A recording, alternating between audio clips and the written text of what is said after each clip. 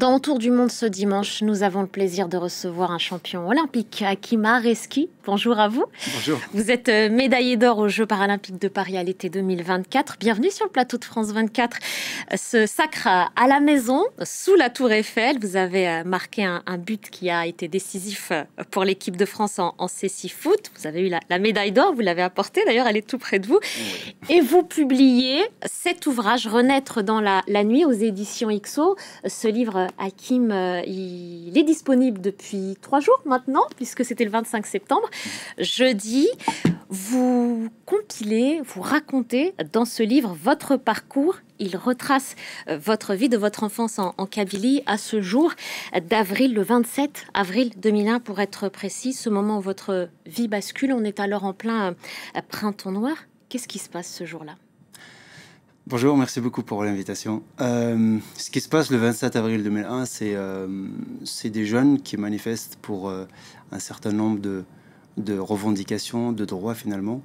Et puis en face, des gendarmes qui tirent à balles réelles, à balles explosives. On était étudiants, on était jeunes. Et voilà, il y avait ce bilan... ce massacre finalement avec un bilan qui est de plus de 129 morts et puis des centaines de blessés par balle dont je fais partie. Je fais partie de ces rescapés justement parce que j'ai reçu une balle explosive au niveau du crâne, une balle qui m'a traversé la cheville droite. Est-ce que vous... Non, au contraire, c'est juste pour apporter une précision aux téléspectateurs. Ce que vous revendiquez ce jour-là avec d'autres jeunes kabyles, c'est l'identité, la culture kabyle, qu'elle soit reconnue comme vous le souhaitiez. C'était notamment ça pour la raison pour laquelle vous aviez investi les rues. Pas que ça, mais il y avait ça, bien évidemment. La reconnaissance de notre identité, la reconnaissance de notre langue, notre histoire, sans forcément rejeter ce qu'il y avait autour. Je suis pas là pour rejeter, mais il faut pas que ça soit au détriment des miens ou de ma langue à moi. Et quand je disais entre autres, il y avait bien évidemment des revendications sociétales, j'allais dire la justice, la liberté d'expression.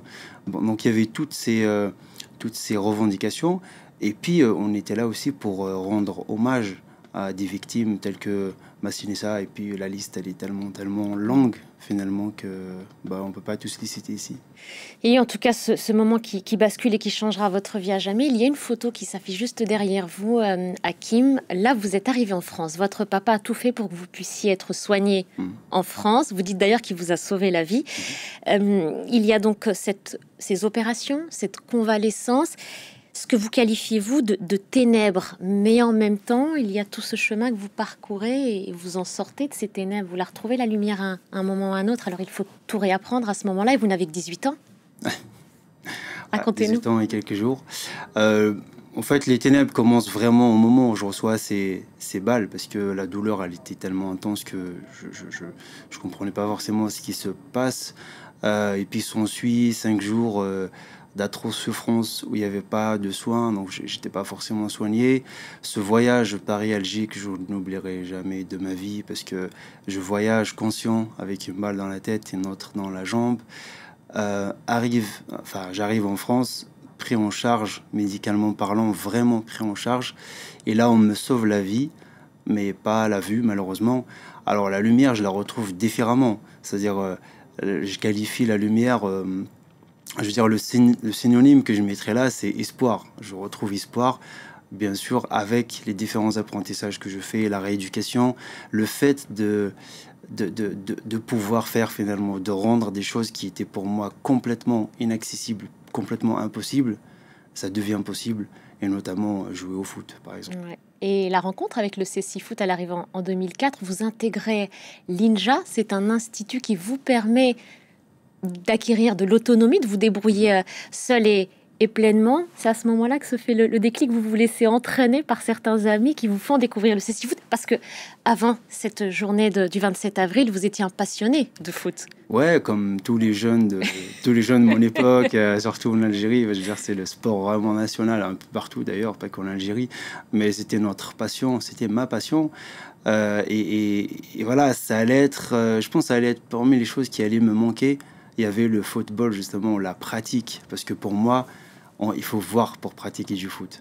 Quand je perds la vue, Parmi les choses qui allaient me manquer, il y avait le football. Et quand j'arrive à ce magnifique endroit qui est donc l'Institut national des gens aveugles, je découvre que c'est possible. Alors au début, on se dit, waouh, vu qu'on a pratiqué, donc ça va être facile. Ouais. Mais erreur. C'est vrai. Ah, c'était très, très, très compliqué. C'est vrai. Mais vous apprenez avec beaucoup d'humilité. Donc voilà, je découvre le CC Foot. Je fais la rencontre avec le CC Foot grâce à un pote, donc qui est toujours un pote, hein, Martin. Et grâce à plein d'autres personnes. J'ai cité certains dans le bouquin. Et tout ça, notamment, ce fameux coup de fil qui va changer votre vie? Ouais, en termes d'espoir, ouais, carrément. Parce que le sélectionneur, donc tout ça m'appelle pour intégrer le collectif France. Et à partir du moment où on intègre le collectif France, il faut travailler encore davantage pour faire partie de l'équipe. Et puis une fois qu'on est dans l'équipe, il faut vraiment bosser pour apporter un plus à cette équipe. Et je pense que tout ça a fait que la barre, elle a été relevée tous les jours. Et ce qui vous amène à le porter, ce maillot bleu, celui de l'équipe de France de CC Foot. Il y a cette journée de cet été 2024, vous marquez du pied droit, ce fameux pied droit que vous allez qualifier de plomb et d'or. C'est ce pied droit qui était fragile, celui dans lequel vous avez aussi reçu une balle. C'était une revanche, ça, de marquer de ce pied-là, pas du gauche? Ouais, c'est une revanche. Je suis droitier, donc j'ai toujours frappé du pied droit.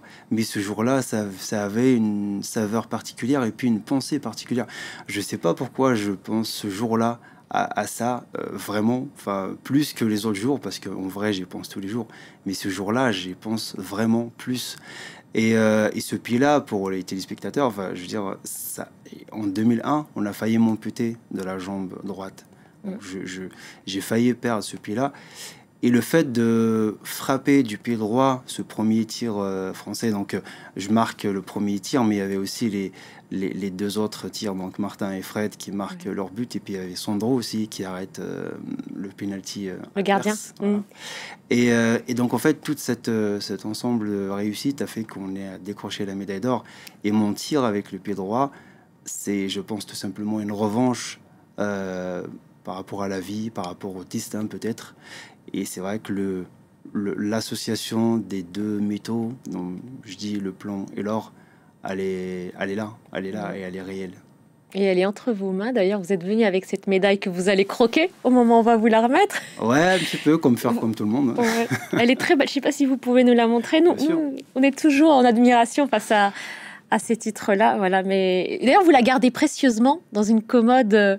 dans un écrin même, je crois. Ouais, elle a son écrin officiel, et puis elle est gardée précieusement à la maison. Et elle est allée en Algérie aussi, vous l'avez montré à vos proches? Elle est allée en Algérie, elle a voyagé, bien sûr. Je fais toujours ça, dès que je gagne quelque chose, dès que j'acquiers quelque chose, j'ai besoin de le montrer aux miens pour leur dire encore l'étape franchie. Et cette médaille, c'est vraiment quelque chose... déjà, on court derrière depuis des années. Quand on est athlète de haut niveau, on rêve d'un exploit pareil, et le faire sous la tour Eiffel, c'est le meilleur endroit pour faire ça, pour faire ce qu'on a fait. Et j'avais vraiment à cœur de partager encore une fois cette joie, ce bonheur, cet espoir avec les miens. Et donc voilà, c'était avec une immense fierté plutôt que j'ai montré ça à ma famille en Algérie. Et ce livre aussi, Renaître dans la nuit, qui vient de paraître. Alors, il y a cette version que vous avez aussi près de vous. Puis, il y a une autre version, parce que ça compte, c'est important. Ce que vous avez fait, c'est qu'il y a la version braille. Alors là, on a 5 tomes. C'est ça, vous les avez apportés? La pile là que vous voyez ici, c'est un ouvrage. C'est le volume en noir. On dit en noir parce que c'est écriture normale. Et ça, c'est le braille. Donc, c'est 5 volumes. Je pense un gros sac à dos quand même pour le transporter. Un gros sac à dos, limite un carton. Non, mais c'est ça, c'est important parce que moi j'ai réappris avec le braille, et c'est important de le rendre accessible en fait aux personnes déficientes visuelles. La version audio, elle n'est pas encore prête. Bon, c'est normal, ça prend un peu plus de temps. Ah, mais elle va arriver. Ça viendra plus tard. Pardon? Ça va arriver, ça viendra plus tard. Oui, ça viendra plus tard. La version audio, c'est important de la faire aussi. Parlons de Los Angeles. Cap sur LA, vous vous y préparez? Les prochains JO? C'est un cap, c'est un cap, c'est une destination qui est là. On se prépare.